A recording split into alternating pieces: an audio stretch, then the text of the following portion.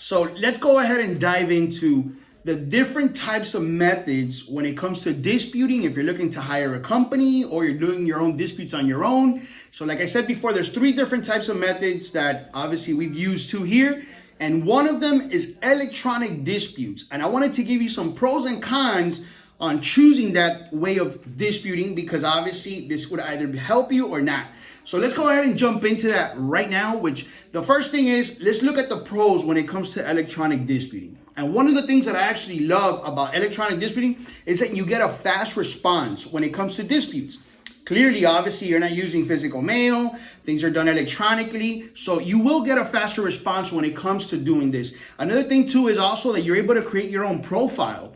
Obviously, with that being said, you're not physically sending over documentation over to the bureaus, such as your license, your social, things like that. So it's very convenient when it comes to creating your own profile. Another thing too, obviously, is that you're not using required documentation or identification to open up a profile, which at the end, another pro is, once the account is open, you've already initiated, you're going through the dispute aspect of it, you could literally go into the system and you could actually track the progress as to what's happened, or in this particular case, the results.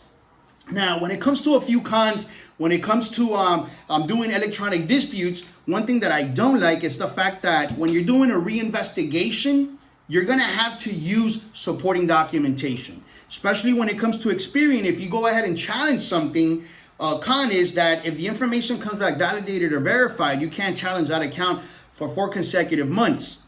Considered obviously doing it a different method. Another thing too is, keep in mind too, when you're obviously trying to do a compelling dispute, you're going to be limited by the amount of characters that you're able to go ahead and put, compared to if you're doing a physical letter or something over the phone, more or less.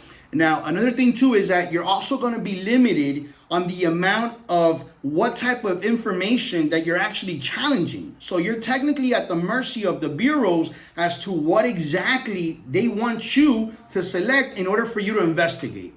Not the same thing, obviously, as using all the rights. And the last thing is, too, is that you waive certain rights when you do things electronically. And one of those things is the consumer file rights, which in this case, if you're looking to go ahead and sue, you're going to waive the right to actually use a jury in this particular case when it comes to doing a lawsuit. So there you go, guys. Those are a few pros and cons when it comes to electronic disputing. Stay for my second video. I'm going to go ahead and jump into how to do a dispute via physical mail.